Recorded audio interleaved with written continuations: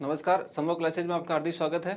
अपना टॉपिक चल रहा था क्रिस्टोफर सिंबल टेंसर के अंदर, और क्रिस्टोफर सिंबल की अपन प्रॉपर्टीज लास्ट क्लास के अंदर अपन कंप्लीट कर चुके हैं। आज अपन इसके ऊपर डिपेंड कुछ क्वेश्चन सॉल्व करने वाले हैं, जिसके अंदर आपको क्वेश्चंस के अंदर किसी भी स्पेस की आपको मीट्रिक दे रखी है। मीट्रिक मतलब ds स्क्वायर की वैल्यू दे रखी है। उस ds स्क्वायर की वैल्यू का यूज करते हुए आपको क्रिस्टोफर सिंबल्स की वैल्यू फाइंड आउट करनी है।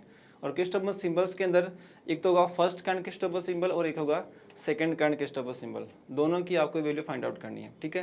तो अपना जो नेक्स्ट क्वेश्चन है, क्वेश्चन जो आपको दे रखा है आज का क्वेश्चन अपना कुछ ये है, calculate the Christoffel symbols corresponding to the metric. मतलब ds स्क्वायर आपको दे रखी है, किसी भी स्पेस की मीट्रिक दे रखी है, और मैट्रिक्स आपको इस फॉर्म में दे रखी है dx1 square dx2 square x1 square sine x2 whole square dx3 का होल स्क्वायर। तो इस मैट्रिक का यूज करते हुए आपको क्या करना है, क्रिस्टोफर सिंबल्स की वैल्यू फाइंड आउट करनी है। किसकी? क्रिस्टोफर सिंबल्स की आपको वैल्यू फाइंड आउट करनी है। तो जब भी आपको मैट्रिक दे रखी है तो आप उस मैट्रिक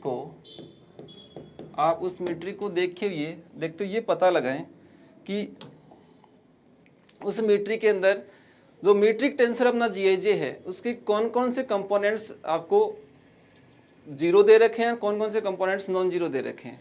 तो जब भी आप किसी स्पेस की मीट्रिक की बात करेंगे तो किसी भी स्पेस की मीट्रिक ds स्क्वायर को अपन इस तरीके से डिफाइन करते हैं GIJ dxi और dxj, ठीक है।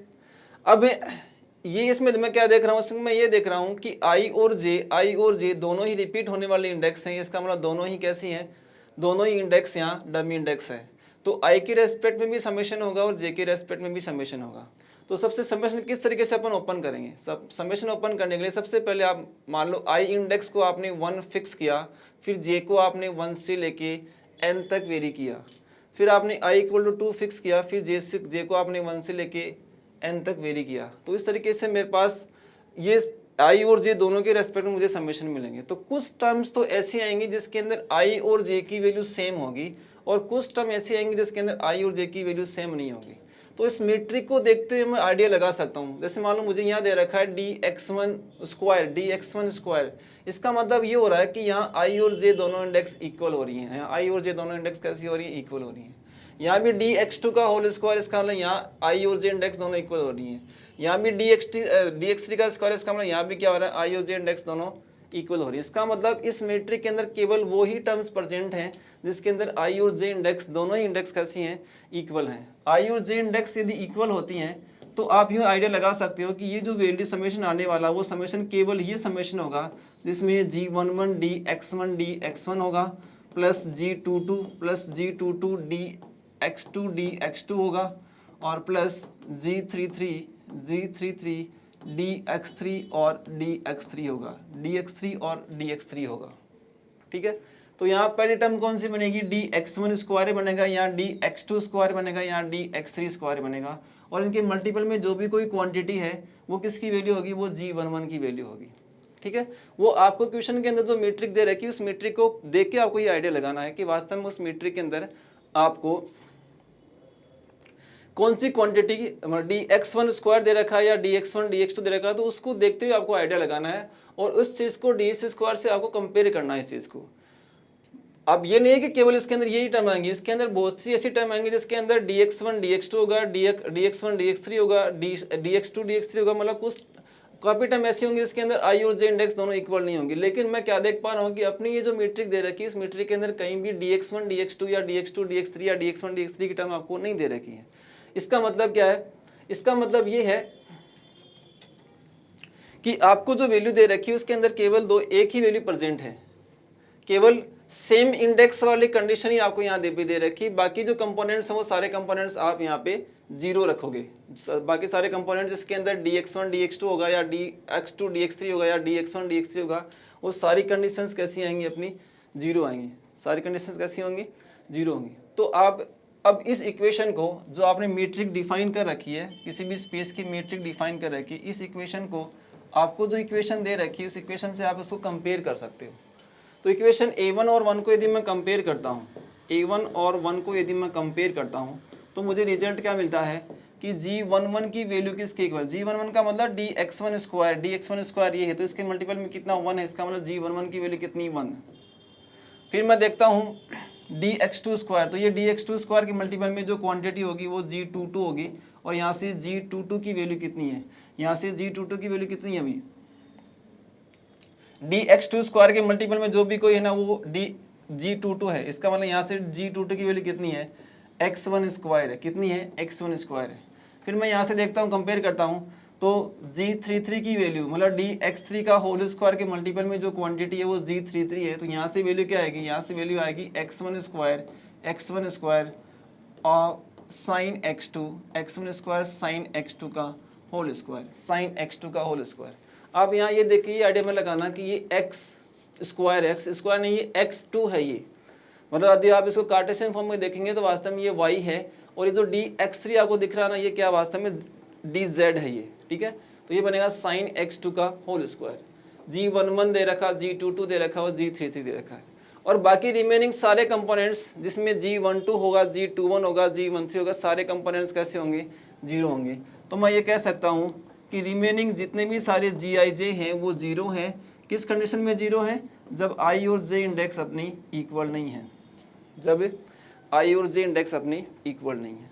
तो ये तो था क्वेश्चन की शुरुआत कैसे करनी है आपको, जो मैट्रिक दे रखी है उस मैट्रिक से आप मैट्रिक टेंसर Gij के कंपोनेंट्स को फाइंड आउट करें कि कौन से 0 हैं और कौन से नॉन जीरो। तो मैं क्या देख पा रहा हूँ कि सेम इंडेक्स वाले जो कंपोनेंट्स हैं, मैट्रिक टेंसर के सेम इंडेक्स वाले जो कंपोनेंट्स हैं केवल वो ही नॉन जीरो हैं, बाकी रिमेनिंग सारे कंपोनेंट्स जिसके अंदर i और j की वैल्यू इक्वल नहीं है वो सारे कैसे आएंगे, 0 आएंगे। मतलब Gij इक्वल टू 0 होगा जब i और j इंडेक्स दोनों इक्वल नहीं होंगी, i और j इंडेक्स दोनों इक्वल नहीं होगी, ठीक है।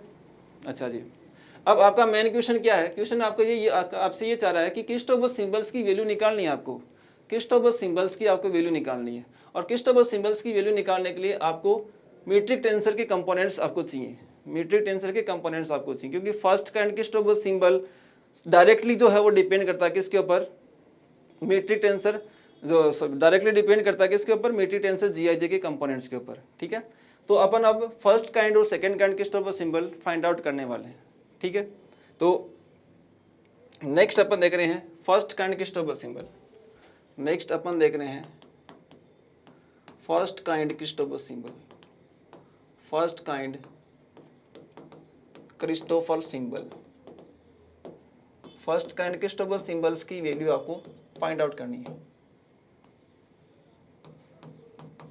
फर्स्ट काइंड क्रिस्टोफर सिंबल की आपको वैल्यू फाइंड आउट करने के लिए क्या करना पड़ेगा, सबसे पहले आपको ये पता होना चाहिए फर्स्ट काइंड क्रिस्टोफर सिंबल को अपन किस तरीके से डिफाइन करते हैं। ij, k equal to ij, k equal to 1/2 del, किस तरीके से आप इसको मेमोराइज कर सकते हैं। आपको ये देखना है कि यहाँ पे जी के जो इंडेक्स मैं यूज कर रहा हूँ तो मैं आई एक इंडेक्स कॉमा से पहले की ले रहा हूँ, एक इंडेक्स कॉमा के बाद की ले रहा हूँ, तो डेल जी आई के अपॉन डेल एक्स जे प्लस डेल जी जे के अपॉन डेल एक्स आई, और माइनस जब मैं कॉमा के दोनों इंडेक्स पहले की ले रहा हूँ तो वो आपका डेरिवेटिव जो आएगा वो माइनस में आएगा, डेल जी आई जे अपॉन डेल एक्स के, डेल जी आई जे अपॉन डेल एक्स के, ठीक है। अब ये था मेरा फर्स्ट काइंड क्रिस्टोफर सिंबल, ये था अपना फर्स्ट काइंड क्रिस्टोफर सिंबल जो कि इस प्रकार से डिफाइन होगा। अब आपको ये देखना है कि मैं यदि कंपोनेंट्स निकालना स्टार्ट करता हूँ फर्स्ट काइंड क्रिस्टोफर सिंबल की, मैं कंपोनेंट्स यदि निकालता हूँ तो मेरे को ये पता होना चाहिए कि मैं कितने कंपोनेंट्स मुझे निकालने हैं, कितने कंपोनेंट्स मेरे को फाइंड आउट करने हैं।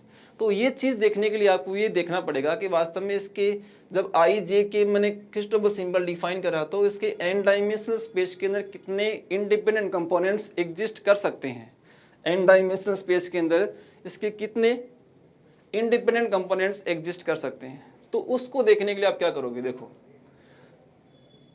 मैं क्या देख पा रहा हूं कि ये जो क्रिस्टोफर सिंबल है, ये क्रिस्टोफर सिंबल आई और के, जे और के के रेस्पेक्ट में तो क्या है, आई और के, जे और के रेस्पेक्ट में तो क्या है, सिमेट्रिक है, और आई और जे के रेस्पेक्ट में, सॉरी इसको यदि आप करेंगे जैसे मालूम है यहाँ आई को जे से और जे को मैं आई से यदि रिप्लेस करता हूँ, आई को जे से और जे को यदि आई से, आई को जे से और जे को यदि आई से रिप्लेस करता हूँ तो ये दोनों डेरिवेटिव सेम रहते हैं, कोई इफेक्ट नहीं पड़ता इसके ऊपर। तो ये फर्स्ट जो दो इंडेक्स आपको दिखाई दे रही है इनकी रेस्पेक्ट में ये सिमेट्रिक होता है। फर्स्ट दो जो इंडेक्स दिखाई दे रही है वो इसके रेस्पेक्ट में क्या होता है, सिमेट्रिक होता है। तो किसी भी सेकंड ऑर्डर का जो टेंसर होता है जिसके जो कोई उन दो इंडेक्स के रेस्पेक्ट में सिमेट्रिक होता है, तो उसके total number of independent components होते हैं n into n plus one by two, n into n plus one by two. मतलब कोई भी आपको ऐसा टेंसर दे रखा हो जो सेकेंड ऑर्डर का टेंसर हो और वो सिमेट्रिक हो, तो उसके total number of independent components होते हैं वो n into n plus one by two, n into n plus one by two. ये कितने होंगे, ये सेकंड काइंड क्रिस्टोफर सिंबल जो कि सिमेट्रिक सेकंड ऑर्डर टेंसर जो आपको दे रखा हो, चाहे कॉन्ट्रावेरिएंट में दे रखा हो चाहे कोवेरिएंट में दे रखा हो, उसके total number of independent components जबकि वो सिमेट्रिक है n into n plus one by two n dimensional space के लिए होते हैं। लेकिन यहाँ मुझे इंडेक्स कितनी दिख रही है, इंडेक्स यहाँ मुझे 3 दिख रही है और ये क्रिस्टोफर सिंबल केवल 2 ही इंडेक्स के रेस्पेक्ट में सिमेट्रिक है। तो 2 इंडेक्स के रेस्पेक्ट में देखूं तो इसके कंपोनेंट इतने होंगे और एक इंडेक्स आप k और यूज कर रहे हैं, तो k की वैल्यू कहाँ तक वेरी करेगी, k की वैल्यू मान लो मैंने 1 फिक्स की तो इतने कंपोनेंट आएंगे, फिर k की वैल्यू मैंने 2 फिक्स की तो फिर इतने कंपोनेंट आएंगे, k की वैल्यू मैंने 3 फिक्स की फिर इतने कंपोनेंट आएंगे। इसका मतलब कि k की वैल्यू कितनी वेरी कर सकता हूँ मैं, k की वैल्यू 1 से लेके n तक वेरी कर सकता हूँ। तो total number of independent components जो होंगे इस फर्स्ट काइंड क्रिस्टोफर सिंबल के वो इतने होंगे n into n plus one by two, या फिर मैं कह सकता हूँ कि n square into n plus one by two, n square into n plus one by two. ये है total number of independent components या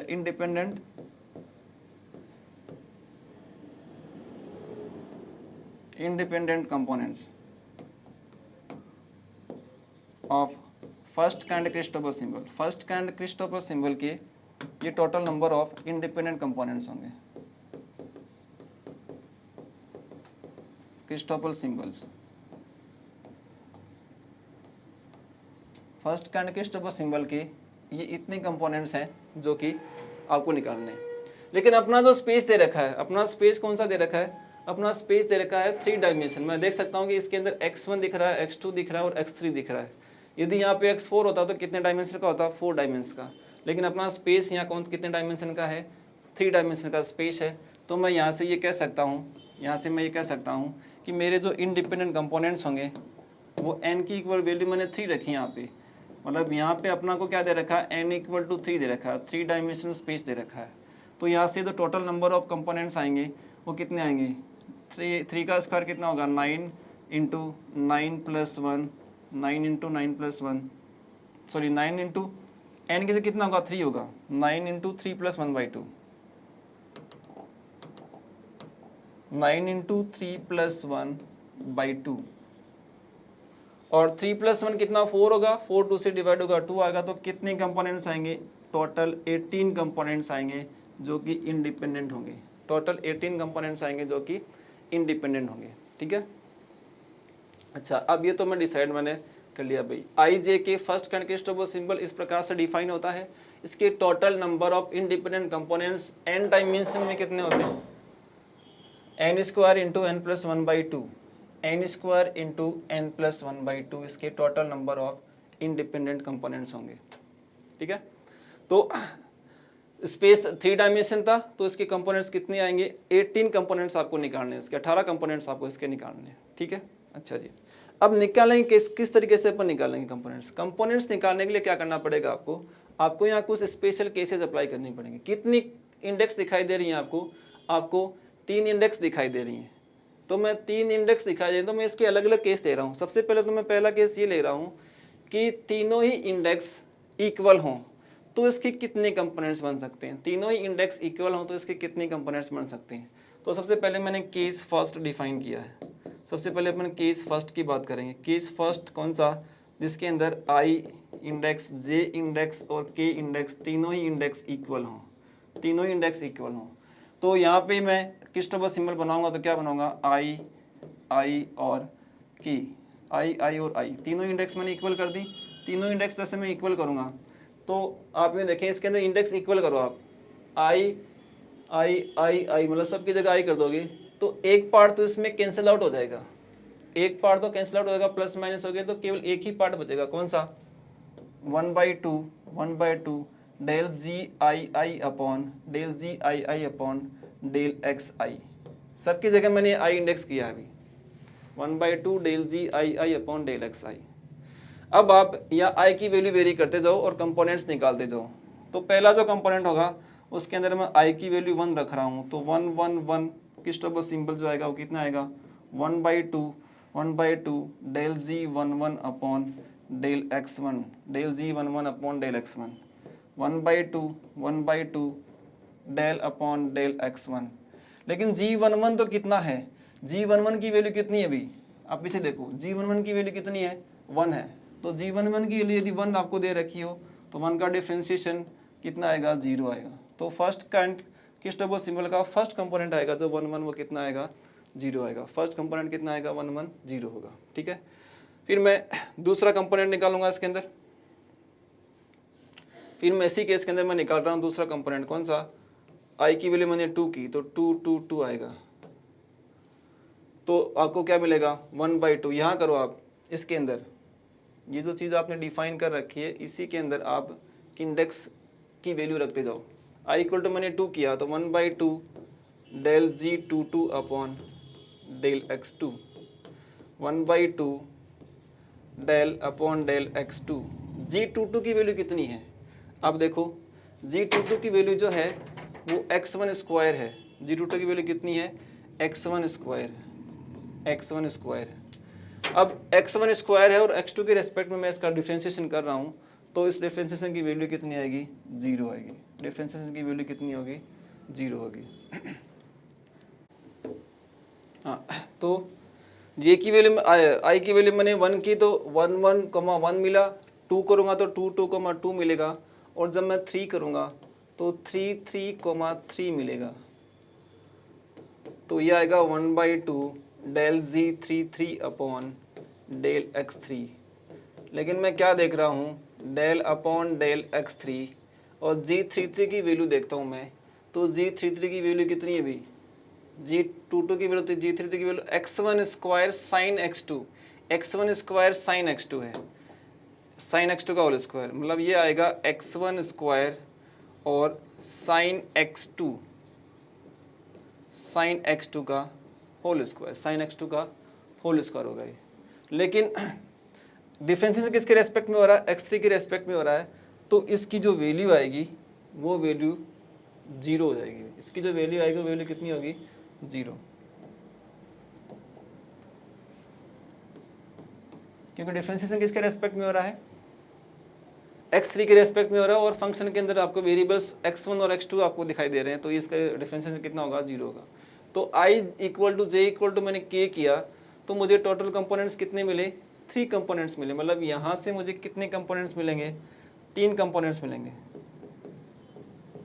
3 कंपोनेंट्स, 3 कंपोनेंट्स आपको यहाँ से फाइंड आउट होंगे, ठीक है। तो ये था मेरा फर्स्ट केस। दूसरा केस मैं अप्लाई कर रहा हूँ इसके अंदर। दूसरा केस मैंने क्या अप्लाई किया, दूसरा केस मैंने अप्लाई किया है, मेरा केस सेकंड जो है वो सेकंड केस ये है कि आपको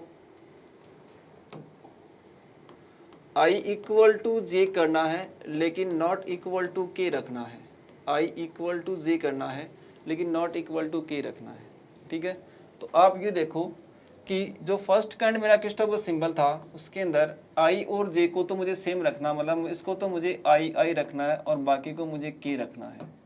तो आप यूँ देखोगे आपको रिजल्ट क्या मिल रहा है कि इसके अंदर मैंने i और j को तो इक्वल किया, तो i और j को तो मैं इक्वल करूँगा तो यहाँ से आएगा माइनस डेल जी आई अपॉन डेल एक्स के, डेल जी आई अपॉन डेल एक्स के, ठीक है। लेकिन देखो यहाँ देखो मैं कह रहा हूँ कि i और j तो इक्वल हैं लेकिन वो दोनों ही k से डिफरेंट हैं, लेकिन वो दोनों ही क्या है, k से डिफरेंट हैं। तो आप यूँ देखना कि जब ये दोनों इंडेक्स i और k और j और k दोनों ना तो i k के इक्वल है ना j k के इक्वल है, तो i k के इक्वल नहीं होगा तो g i के 0 होगा, j k के इक्वल नहीं होगा तो g j k होगा इक्वल टू क्या होगा, 0 होगा। क्योंकि आप यहाँ क्या दिखा, आपको रिजल्ट क्या मिल रहा है क्वेश्चन के अंदर क्या दे रखा है आपको कि जी आई जे की वैल्यू 0 है जब आई और जे इंडेक्स दोनों इक्वल नहीं है। जी आई जे इक्वल टू 0 है जब आई और जे इंडेक्स दोनों इक्वल नहीं है। तो आप यहां से डायरेक्टली ये कह सकते हो कि केवल यहां बचने वाला कौन सा होगा, कौन सी चीज बचेगी, केवल यहाँ पे डेल जी आई जे अपॉन डेल एक्स के ही बचेगा, डेल जी आई जे अपॉन डेल एक्स के ही यहाँ पे बचेगा, जिसमें आई और जे दोनों इंडेक्स कैसी हैं, इक्वल हैं। तो आपका जो रिजल्ट आएगा वो रिजल्ट क्या आएगा, रिजल्ट केवल ये बचेगा कितना, -1/2 डेल जी आई आई अपॉन डेल एक्स के, डेल जी आई आई अपॉन डेल एक्स के। ठीक है, अब देखो भी सिंपल निकालो आप। फर्स्ट मैं निकाल रहा हूं, जब मैंने आई को तो मैंने 1 किया तो ये पता बनेगा 1 1। अब मैं के को वेरी कराऊंगा तो मैं के को की वैल्यू क्या क्या कर सकता हूँ, के की वैल्यू मैं 1 कर सकता हूँ, 2 कर सकता हूँ, 3 कर सकता हूँ। लेकिन के की वैल्यू जब मैं 1 करूंगा तो ये 1 1 वाला तो मैं पहले से निकाल चुका हूँ, 1 1 1 1 1 1 तो मैं पहले से निकाल चुका हूँ। तो मुझे के की वैल्यू क्या रखनी है, 2 रखनी है और 3 रखनी है। तो के की वैल्यू मैंने 2 रखी, के की वैल्यू जब मैं 2 रखूंगा तो आपको क्या मिलेगा, -1/2 del g 1 1 upon del x2, del g 1 1 upon del x2। तो -1/2 del upon del x2। g11 की वैल्यू, g11 की वैल्यू कितनी है, 1 है। क्वेश्चन के अंदर दे रखी है g11 की वैल्यू कितनी है, 1 है, और 1 कांस्टेंट है तो इसका रिजल्ट कितना आएगा, 0 आएगा। फिर मैं निकाल रहा हूँ आई की वैल्यू तो 1 फिक्स है, जे का मान मैंने के का मान मैंने क्या किया, यहाँ पे 3 किया है। तो मेरे को मिलेगा -1/2 del g 1 1 upon del x3। Same concept आएगा यहाँ भी, -1/2 del upon del x3 of 1, क्योंकि g11 की वैल्यू रखी जाएगी तो रिजल्ट कितना आएगा, 0 आएगा। फिर मैं निकालूंगा 1 1 2 निकल चुका, 1 1 3 निकल चुका है। ये कब किया था मैंने, ये तो मैंने i इक्वल टू 1 फिक्स किया। अब मैं फिक्स कर रहा हूँ i equal to 2। I equal to जब मैं 2 फिक्स करूँगा तो क्या होगा कि i इक्वल 2 फिक्स करूँगा तो ये बनेगा 2 2 कॉमा, अब मैं k की वैल्यू वेरी कराऊंगा वापस, 1 रख सकता हूँ, 2 रख सकता हूँ, 3 रख सकता हूँ। किसकी वैल्यू, k की वैल्यू। k की वैल्यू में 1 रखूँगा तो k की वैल्यू में 1 रखूँगा तो 2 2 1 बनेगा। अब देखो आप यहाँ रखो, इसके अंदर रखो आप, तो -1/2 डेल जी आई की वैल्यू मैंने 2 रखी है तो डेल जी 2 2 अपॉन के की वैल्यू मैंने क्या रखी, 1, डेल जी 2 2 अपॉन डेल x1। तो -1/2 del upon del x2, del upon del x2 of कितना भी, del upon del x2 of कितना, g22 की वैल्यू देखो आप, g22 की वैल्यू है x1 whole square, x1 whole square है। तो मैं यहाँ लिख सकता हूँ x1 होल स्क्वायर, x1 का होल स्क्वायर है ये, ठीक है, x1 का होल स्क्वायर, ठीक है, g22 की वैल्यू है। तो ये भी कितना आएगा, क्योंकि इसका डिफरेंशिएशन किसके रेस्पेक्ट में हो रहा है, x2 के रेस्पेक्ट में हो रहा है, तो ये रिजल्ट भी कितना आएगा, 0 आएगा। तो ये 3 कंपोनेंट से मेरे को 0 मिल गए। फिर मैं रख रहा हूँ यहाँ तो i इक्वल टू 2 चल रहा है अभी, यहाँ मैंने क्या किया है, k इक्वल टू 1 किया है। फिर मैं इस 2 2 के अंदर k इक्वल टू मैं 2 रखूंगा, लेकिन जब मैं k इक्वल टू 2 रखूंगा तो 2 2 2 बनेगा, और 2 2 2 तो मैं पहले से ये सिंबल निकाल चुका हूँ। तो अब लिखा जाएगा, वो क्या लिखा जाएगा, k इक्वल टू 3 रखो आप, k इक्वल टू क्या रखो, 3।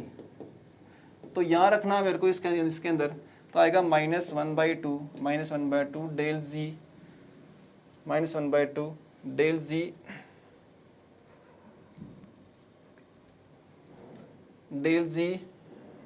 डेल जी 3 3, सॉरी आई की जगह तो मैंने क्या रखा, 2 रखना है ना, आई की जगह मैं 2 रखना, तो ये बनेगा डेल जी 2 2 अपॉन डेल x3, डेल जी 2 2 अपॉन डेल x3, डेल जी 2 2 अपॉन डेल x3, के का मान मैंने 3 रखा है।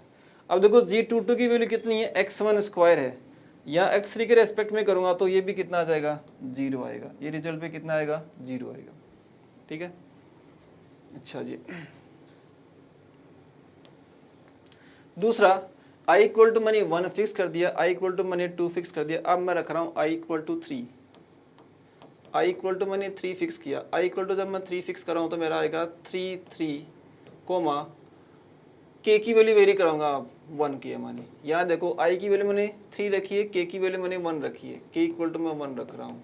तो मुझे मिलेगा -1/2 del g 33 upon del x1 del g 33 upon del x1 -1/2 del upon del x1 of del, ये g33 की वैल्यू देखें अपन, तो जो g33 की वैल्यू है वो x1 स्क्वायर साइन x2 का होल स्क्वायर है, ये x1 स्क्वायर और साइन x2 का होल स्क्वायर और पूरे का होल स्क्वायर है ये, ठीक है। और इसका डिफरेंशिएशन किसके रेस्पेक्ट में कर रहा हूँ मैं, x1 के रेस्पेक्ट में। x1 के रेस्पेक्ट में मैं इसको पार्शियली डिफरेंशिएट करूंगा तो केवल ये साइन x2 है तो ये तो कांस्टेंट होगा, साइन x2 का जो होल स्क्वायर है वो चीज़ तो क्या होगी, कांस्टेंट होगी। और x1 का होल स्क्वायर का डिफरेंशिएशन होगा तो x1 की होल स्क्वायर का करूंगा मैं x1 के रेस्पेक्ट में तो कितना आ जाएगा, 2x1 आ जाएगा। 2 से 2 मेरा कैंसिल आउट हो जाएगा तो आपके पास रिजल्ट क्या बचेगा, रिजल्ट बचेगा minus of x1 and sine x2 whole square, sine x2 whole square. ये किसकी वैल्यू आ रही है, ये 33,1 की वैल्यू आ रही है। किसकी आ रही है, 33,1 की वैल्यू आ रही है, ठीक है। तो ये मैंने केस निकाल दी। अब आप k की वैल्यू मैंने 1 की, अब मैं निकाल रहा हूँ 3 यहाँ तो मैंने k इक्वल टू 1 किया है, अब मैं यहाँ पे k के मान क्या कर रहा हूँ, 2 कर रहा हूँ। k का मान मैंने क्या किया, k की वैल्यू मैंने यहाँ पे 2 की है, तो आपका रिजल्ट क्या आएगा, -1/2 del g 33 upon del g 33 upon del x2 del g 33 upon del x2 -1/2। अब ये देखो कि 33 की वैल्यू कितनी है, 33 की वैल्यू कितनी है,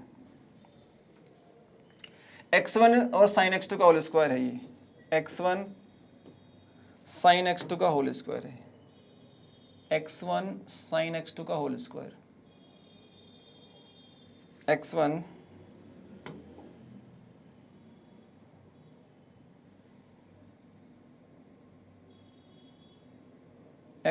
साइन x2 का होल स्क्वायर है, ठीक है।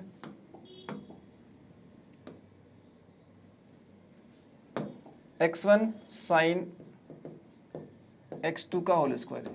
इसका यदि आप x2 के रेस्पेक्ट में डिफरेंशिएशन करेंगे, इसका यदि आप x2 के रेस्पेक्ट में डिफरेंशिएशन करेंगे तो आप देखो x1 तो कांस्टेंट होगा तो -x1 स्क्वायर बाई 2 तो बाहर रहेगा। पहले तो होगा साइन x2 के होल स्क्वायर का तो आएगा 2 साइन x2 और फिर साइन x2 का कितना होगा, कोस x2, कितना आएगा, कोस x2। और 2 से 2 मेरा कैंसिल आउट हो जाएगा, 2 से 2 कैंसिल होगा तो आएगा -x1 square sine x2 and cos x2, sine x2 and cos x2। ये वैल्यू आ रही है 33,2 की, ये आ रहा मेरा 33,2, ठीक है। तो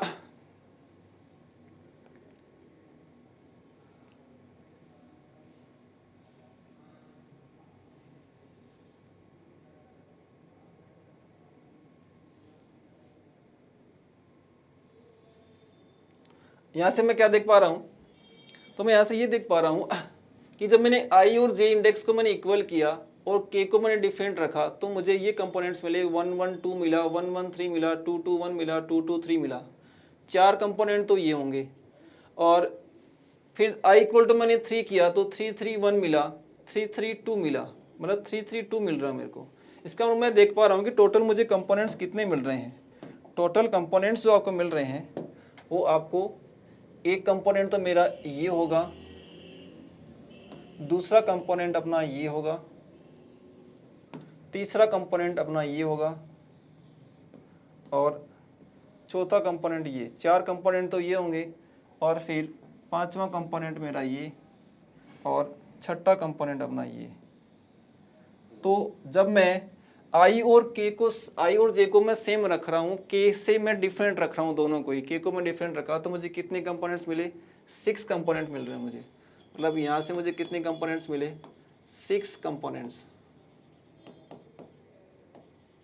और ध्यान रखें कितने कंपोनेंट्स निकालने हैं आपको, 18 कंपोनेंट्स निकालने। कितने निकालने हैं, 18 कंपोनेंट्स आपको फाइंड आउट करने हैं, ठीक है। अच्छा जी, अब मैं तीसरा केस अप्लाई कर रहा हूँ इसके अंदर। तीसरा केस अपने कौन सा अप्लाई किया है, तीसरा केस जो अपन अप्लाई करने वाले हैं, तीसरा केस अपने अप्लाई किया है कि मैं अब आई और के को तो सेम रख रहा हूँ, लेकिन मैं जे को डिफरेंट रख रहा हूँ। आई और के को तो मैं सेम रख रहा हूँ, लेकिन जे को मैं डिफरेंट रख रहा हूँ। तो यहाँ से भी आपको 6 कंपोनेंट्स ही मिलेंगे, यहाँ से भी आपको 6 कंपोनेंट्स ही मिलेंगे, 6 कंपोनेंट्स ही मिलेंगे आपको, ठीक है। अच्छा जी, तो अब देखो आप, मैंने क्या किया है, आई और के को मैंने सेम रखा है। भाई ये तो था आई जे के था, तो आई और के को तो मैंने सेम रख दिया, जे को मैंने डिफरेंट रख दिया।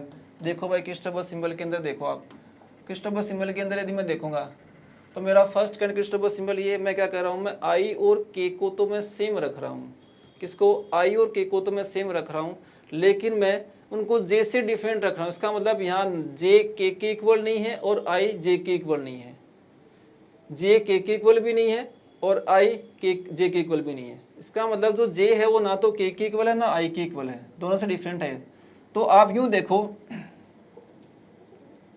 कि जी जे के की वैल्यू भी जीरो होगी और जी आई जे की वैल्यू भी जीरो होगी, क्योंकि आई और जे तो कैसे हैं, डिफरेंट हैं। आपने यहाँ केस कौन सा अप्लाई किया, आपने यहाँ केस ये अप्लाई किया है कि आई और जे भी डिफरेंट है और के और जे भी डिफरेंट है, आई और जे भी डिफरेंट है और के और जे भी डिफरेंट है, आई और जे भी डिफरेंट है और जे और के भी डिफरेंट है। और डिफरेंट वाले केस के अंदर इस क्रिस्टोफर सिंबल, सॉरी ये जो मेट्रिक टेंसर है अपना, वो क्या होगा, जीरो होगा। जब जे और के इंडेक्स इक्वल नहीं है, जे और आई और जे इंडेक्स इक्वल नहीं है, तो दोनों पार्ट क्या बन गए, जीरो बन गए। क्या बचेगा, डेल जी आई अपॉन डेल एक्स जे, क्योंकि आई और के को मैंने सेम रखा, तो ये बनेगा डेल जी आई अपॉन डेल एक्स जे, डेल जी आई अपॉन डेल एक्स जे। तो क्या बनेगा, 1/2 डेल जी आई अपॉन डेल एक्स जे, डेल जी आई अपॉन डेल एक्स जे।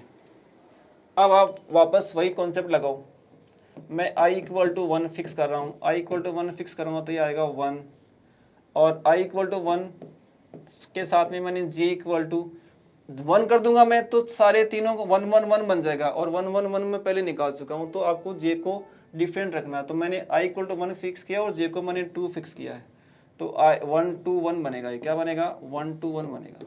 अब देखो आप 1/2, i को तो आपने क्या रखा, 1 रखा, तो ये बनेगा डेल जी 1 1, और j को क्या रखा आपने, 2 रखा, तो क्या बनेगा, x2 बनेगा। 1/2 del g 1 1 upon del x2, ये आएगा 1/2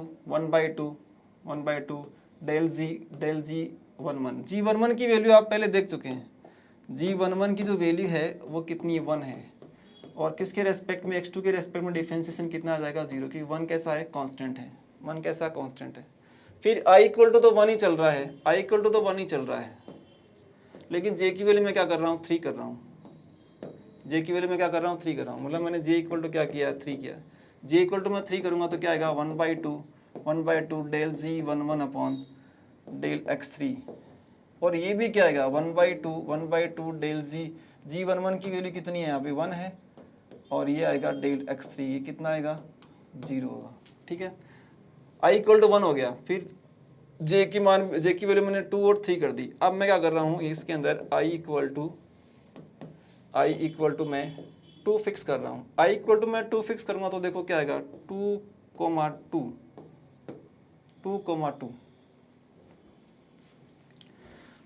2 में करूँगा तो देखो 2 करूँगा, फिर मैं j को वेरी कराऊंगा। अब j की वैल्यू जब मैं यहाँ 1 करूँगा, j की वैल्यू जब मैं यहाँ 1 करूँगा तो ये आएगा 212, कितना आएगा, 212 आएगा। ये j की वैल्यू मैंने कितनी की है, 1 की, i इक्वल टू 2 है, इसके साथ में मैंने j इक्वल टू कितना किया, 1 किया, तो ये आएगा 212। अब देखो आप 1/2 del g, i equal to क्या कर रखा, 2 कर रखा आपने, तो डेल जी 2 आएगा, और j कितना कर रखा आपने, 1 कर दिया, ये डेल x1 होगा। तो 1/2 del upon del x1 of G22 की वैल्यू कितनी है वो आपको देखनी है। तो G22 की जो वैल्यू दे रखी है वो कितनी दे रखी है भाई, x1 होल स्क्वायर, G22 की वैल्यू कितनी है, x1 होल स्क्वायर है, ये मतलब x1 होल स्क्वायर है। इसका x1 के रेस्पेक्ट में डिफरेंशिएशन आएगा, होल स्क्वायर आगे आ जाएगा, 2 कैंसिल आउट हो जाएगा, तो क्या आ जाएगा, x1 आ जाएगा, कितना होगा, x1। आई इक्वल टू मैंने 2 फिक्स कर रखा है, जे इक्वल टू मैंने 1 किया है। अब मैं जे इक्वल टू 3 कर रहा हूँ, जे इक्वल टू मैं क्या कर रहा हूँ, 3 कर रहा हूँ। जे इक्वल टू मैंने 3 किया है। जैसे ही मैं जे इक्वल टू 3 करूँगा, जैसे ही मैं जे इक्वल टू 3 करूँगा तो ये आ जाएगा 3। जे की जगह मैंने क्या कर दिया, 3 कर दिया। आई आपका क्या चल रहा है, 2 चल रहा है, तो 2 3 2 बनेगा। ये क्या बनेगा, 2 3 2 बनेगा। 1/2 1/2 1/2 ये आएगा डेल जी 2 2 अपॉन डेल जी 2 2 अपॉन डेल एक्स थ्री। तो आप देखो 1/2 डेल अपॉन डेल x3। जी 2 2 की वैल्यू कितनी है, जी 2 2 की वैल्यू कितनी है, जी 2 2 की वैल्यू x1 स्क्वायर अभी लिखी आपने, और डिफरेंशिएशन किसके रेस्पेक्ट में हो रहा है, x3 के रेस्पेक्ट में, तो वैल्यू कितनी आएगी, 0 आएगी। वैल्यू कितनी होगी, 0 होगी। तो यहाँ मैंने i इक्वल टू 1 फिक्स कर चुका हूँ, i इक्वल टू मैं 2 फिक्स कर चुका हूँ। अब मैं i इक्वल टू 3 फिक्स कर रहा हूँ। क्या फिक्स कर रहा हूँ, i इक्वल टू मैंने 3 फिक्स किया है। तो आपके पास सिंबल जो आएगा i इक्वल टू आएगा 3,3, और i इक्वल टू 3 के साथ में मैंने एक्स्ट्रा क्या रखा है, j इक्वल टू 1 रखा है। कितना रखा है, j equal to 1। j equal to 1 रखूँगा तो क्या आ जाएगा, 313 आएगा। ये कितना आएगा, 313 होगा। देखो भाई ये आएगा 1/2, यहाँ करूँगा मैं तो del g 33 upon del x1, j का मान 1, del x1 1/2 del upon del x1 of g33। कितना, g33। तो g33 की वैल्यू बताओ भाई, g33 की जो वैल्यू है वो x1 whole square sine x2 whole square, x1 whole square sine x2 whole square, x1 whole square sine x2 whole square. x1 के रेस्पेक्ट में डिफरेंशिएशन होगा तो आप यूँ देखो कि साइन x2 होल स्क्वायर तो आपका सेम रहेगा, कोई इफेक्ट नहीं पड़ेगा इसके ऊपर। x1 का होल स्क्वायर का डिफरेंशिएशन होगा 2x1, 2 कैंसिल आउट हो जाएगा तो क्या आ जाएगा, x1 आ जाएगा। तो ये जो वैल्यू आ रही है 313 की वैल्यू, किसकी आ रही है, 313 की वैल्यू आ रही है। फिर मैं निकालना चाह रहा हूँ i इक्वल टू तो 3 चल रहा है, i इक्वल टू तो 3 है, लेकिन इसके साथ में एक्स्ट्रा क्या है, मैंने j इक्वल टू 2 कर दिया। j इक्वल 2 करूँगा तो आपके पास आएगा 323। कौन सा आएगा कंपोनेंट, 323 आएगा। तो आपके पास लिखा जाएगा 1/2 del g33 upon del x3 equal to कितना होगा भाई, g33 की value 1/2 del upon del x3, g33 की वैल्यू कितनी है, x1 sign x2 whole square x1। अब चूंकि x3 के रेस्पेक्ट में डिफरेंशिएशन हो रहा है, x1 और x2 ही है इसके अंदर, इसका मतलब इसका डिफरेंशिएशन की वैल्यू कितनी आएगी, 0 आएगी। तो मैं कह सकता हूँ कि 323 की जो वैल्यू है वो कितनी हो गई, 0 होगी। अब देखो आप कितने कंपोनेंट्स आपने फाइंड आउट कर लिए अभी, कितने कंपोनेंट्स आपने निकाले हैं, आपने निकाले यहाँ 6 कंपोनेंट्स, 1 2 1 1 2 1 1 2 1 1 3 1 1 3 1 1 2 1 2 2 1 2 2 1 2 और 2 3 2 3 2 2 3 2। 3 कंपोनेंट, 4 कंपोनेंट तो मेरे होंगे और 2 कंपोनेंट ये हो रहे हैं। 313 की वैल्यू है ये, और ये है 323 की वैल्यू, 323 की वैल्यू, ठीक है। अच्छा जी, फिर आप यूँ देखो कितने कंपोनेंट मैं निकाल चुका हूँ। थर्ड केस में मेरे पास 6 कंपोनेंट्स मिले आपको, थर्ड केस में 6 कंपोनेंट्स, और फिर सेकंड केस में आपको मिले 6 कंपोनेंट, कितने हो गए, 12। और फर्स्ट केस के अंदर आपने फर्स्ट के अंदर कितने कंपोनेंट्स निकाले हैं, 3 कंपोनेंट्स निकाले। इसका मतलब आपके पास टोटल 15 कंपोनेंट्स तो आ चुके हैं, टोटल 15 कंपोनेंट्स आपके आ चुके हैं। अब लास्ट केस अपन अप्लाई कर रहे हैं, टोटल निकालने कितने, 18 कंपोनेंट्स निकालने हैं, तो 3 कंपोनेंट और बच गए आपके जो कि निकालने होंगे आपको। तो केस लास्ट जो अपना ना, केस फोर्थ के अंदर क्या होगा, केस फोर्थ के अंदर क्या होगा, केस 4 के अंदर आपको क्या निकालना होगा, केस 4 के अंदर आपको निकालना होगा कि आपने अब तक जो केस अप्लाई किए उनमें सबसे डिफरेंट केस मेरा यही है। मैंने क्या किया है, तीनों इंडेक्स को डिफरेंट रखा है, तीनों इंडेक्स को मैंने डिफरेंट रखा है। तो जब मैं तीनों इंडेक्स को डिफरेंट रखूँगा तो मेरे पास आई जे कोमा के की वैल्यू, आई जे कोमा के की वैल्यू क्या आएगी भाई, देखो आपके पास था क्या, आपके पास फर्स्ट काइंड क्रिस्टोफर सिंबल ये है, फर्स्ट काइंड क्रिस्टोफर सिंबल जो है वो ये है। मैं कह रहा हूँ तीनों ही इंडेक्स डिफरेंट हैं, तो ना तो आई के इक्वल है, ना जे के इक्वल है, और ना आई जे के इक्वल है। तो तीनों इंडेक्स यदि डिफरेंट हैं तो सारे के सारे क्रिस्टोफर सिंबल जीरो आएंगे, क्योंकि जी आई जे जब दोनों इंडेक्स डिफरेंट नहीं है, तो जब दोनों इंडेक्स डिफरेंट हैं तो इसकी वैल्यू क्या आ रही है, क्वेश्चन के अकॉर्डिंग जीरो आ रही है। इसका मतलब सारे कंपोनेंट्स की जगह क्या लिखा जाएगा, जीरो लिखा जाएगा। कौन कौन से होंगे जिसके अंदर डिफरेंट नहीं होंगे कम, तो आई जे के जब डिफरेंट हैं तो सारी वैल्यू कितनी आ जाएंगी, जीरो आएंगी। कौन कौन से जीरो आएंगी, एक तो होगा 1 2 3, डिफरेंट रखनी है आपको वैल्यू। एक होगा